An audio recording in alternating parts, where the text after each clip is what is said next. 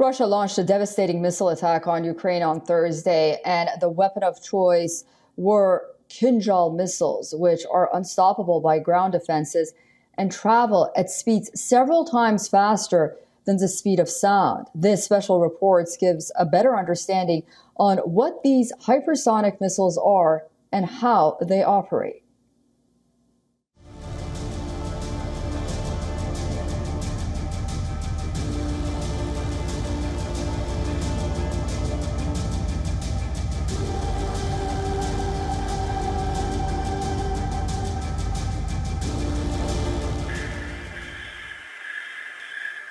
After failing to break through Ukrainian defenses and making any major gains, Moscow seems to have changed its tactics on the battleground. Russia is now using high-precision missile attacks on Ukraine, and the effect is devastating. This is the moment when 3 Russian rockets were launched against Ukraine from Russia's Belgorod. The mass strikes on targets far from the front were the first such wave since mid-February, shattering the longest calm since Moscow began an air campaign against Ukraine's civil infrastructure 5 months ago.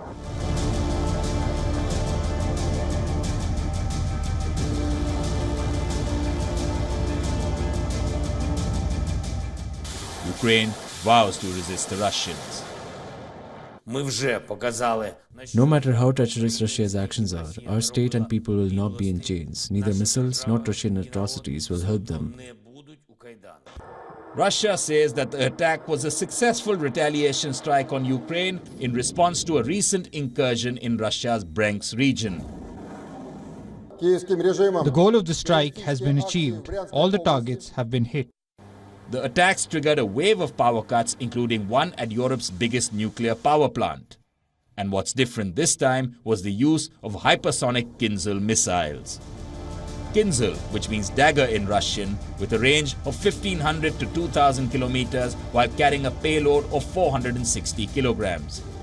It can reach speeds of up to Mach 10, which is 12,350 kilometers per hour. Russia used 6 of these weapons on Thursday, which are air-launched ballistic missiles capable of carrying nuclear or conventional warheads. Hypersonic missiles reach into the uppermost regions of the Earth's atmosphere before arcing back towards the Earth for finer maneuvers. But what makes these missiles so dangerous is its unmatched speed, rendering traditional air defense systems useless. Essentially, by the time a missile flying at speeds more than 1,000 kilometers per hour is detected by ground-based radars, they are already nearly at their target. In a battlefield, it's always advantageous to have a trump card up your sleeve, and Russia is not alone to have such hypersonic weapons. United States, Australia, United Kingdom, China and India are all in a race to develop and deploy hypersonic missiles. While the West was speculating that Moscow might be running out of ammunition after a year-long war, Thursday's barrage of missiles show that might not be true. Bureau Report, WION, World is One. Okay, for more on this, Maximilian Hess, a Russian-Ukraine analyst and author, is joining us live from London. Thank you so much for joining us on WION. Very disturbing. Can you tell us why Russia has decided to launch this all-out attack against Ukraine? Is this part of that spring offensive that everyone was anticipating? Well, firstly, thank you for having me. And no, I don't think that we can conflate these missile strikes with the feared spring offensive. Firstly, ever since October, Russia has been launching major missile barrages at civilian infrastructure in Ukraine all across the country, from the areas near the battlefields in the south and the east where Russia has attacked, to all the way out in the far west of Ukraine, thousands of kilometers from the actual front towards the Polish border in Ukraine's Lviv region. These attacks have primarily targeted electricity infrastructure and sought to effectively terrorize the Ukrainian people and decrease the state's capacity to fight, as well as the people's will to bear it. We've seen major blackouts now again in Kyiv and in numerous other regions across Ukraine as a result of this. But what is notable is that these missile barrages used to occur almost every Friday, whereas the one that occurred yesterday was the first that had happened in about 3 weeks. Why exactly this shift has occurred is unclear. It's most likely because the Russians are conserving and building up missile stocks as they have dedicated their defense industry to complete production of these to carry out such large barrages to overwhelm Ukrainians' air defenses. So while about 6 of the missiles used yesterday were these hypersonic missiles, the Russian armed forces used a total of 80 to attack Ukraine, around half of which were shot down of the non-hypersonic ones.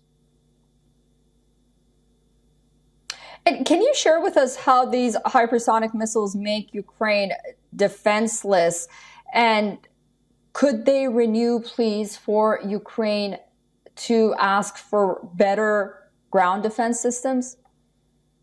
So the West has already really increased its supply of air defense systems to Ukraine. A number have already been delivered, further coming from Germany, Italy, France, including the United States, which is training the Ukrainians on its state-of-the-art Patriot missile defense system.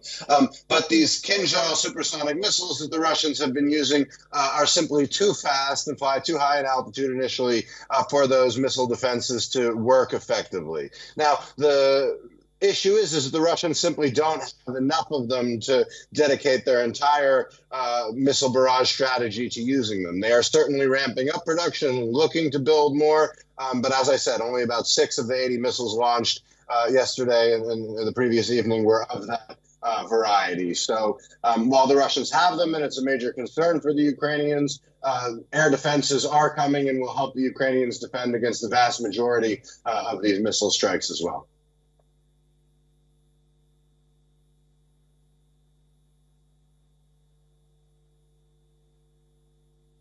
Yep.